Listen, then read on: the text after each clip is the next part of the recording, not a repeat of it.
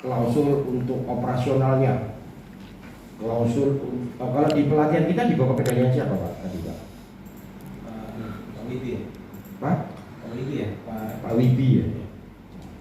Nah ini klausulnya beliau. Bagaimana kita melakukan pengendalian terhadap proses pelatihan, ya. Kemudian bagaimana kita melakukan promosinya terhadap proses tersebut, terhadap pelatihan itu, tahapan-tahapan serta persyaratan-persyaratan apa saja yang harus dipenuhi. Nah, itu dijatuh di dalam 851 ini, pengendalian produksi dan penyediaan jasa. Kita tidak ada produksi tapi kita ada layanan iklan, ya. Bagaimana kita melakukan pengendalian modul-modul yang sudah kita siapkan yang akan nantinya disampaikan kepada peserta pelatihan atau peserta diklat itu apakah sudah divalidasi atau belum. Artinya materi yang akan kita berikan itu sudah harus dilakukan validasi. Siapa orang yang ditunjuk untuk melakukan validasi itu perlu ditetapkan. Kemudian kemampu telusuran, artinya peserta pelatihan ini kita bisa trace back kembali apabila terjadi ketidaksesuaian dari si peserta pelatihan ini. Misalkan pelatihan ini tidak lulus, dia kapan mulai ikut pelatihannya, dia daftar tanggal berapa dan sebagainya, itu bisa ditelusuri. Kalau boleh tahu, apakah setiap peserta pelatihan di sini ini diberi semacam identitas ya? Ada nomor sertifikatnya Pak? Nomor sertifikatnya. Pertama kali daftar? Nomor sertifikat per tahun dan nomor dia keluar sertifikat. Jadinya udah sebelum iklannya Pak ya? Sebelum diklat.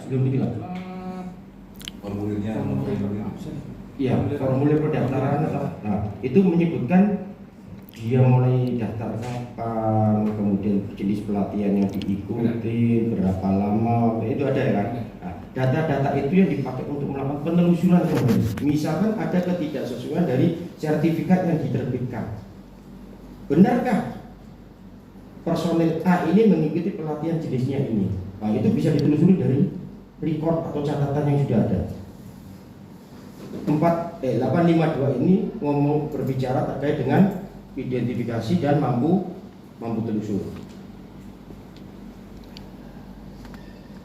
Kemudian ini 853 properti milik pelanggan atau penyedia eksternal. Kita menggunakan tidak properti milik pelanggan atau penyedia eksternal.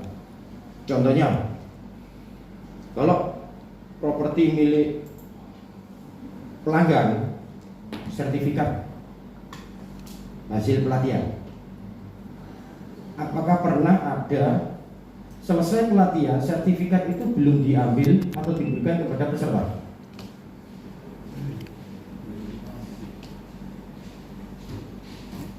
Belum diambil enggak ada sih. Mungkin bilang. Nah, itu tidak boleh. Karena itu properti milik pelanggan yang wajib kita jaga. Jangan sampai terjadi hilang.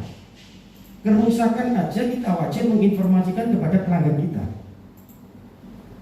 Bisa dipahami ya? Jadi sertifikat yang kita terbitkan, tapi mungkin misalkan saya jauh nih dari Surabaya ikut pelatihan, ikut diklat di sini selama 2 minggu. Oke? Setelah itu saya balik. Pak, ini sertifikatnya sudah jadi. Ya nanti saja saya ambil. Nggak usah dikirim deh. Nanti saya ambil pada waktu saya ada kegiatan di Pontianak misalkan seperti itu. Organisasi ini wajib memelihara dokumen atau properti milik pelanggan tersebut. Bila terjadi kerusakan, wajib menginformasikan atau memberitahukan kepada pelanggan. Tapi kita juga punya aturan sendiri. Misalkan kita akan memelihara atau menyimpan dokumen atau properti milik pelanggan tersebut maksimal sekian tahun.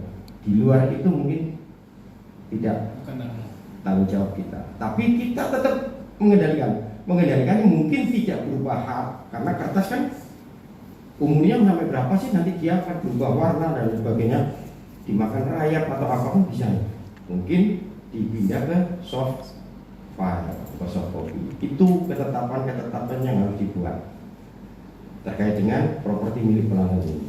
Atau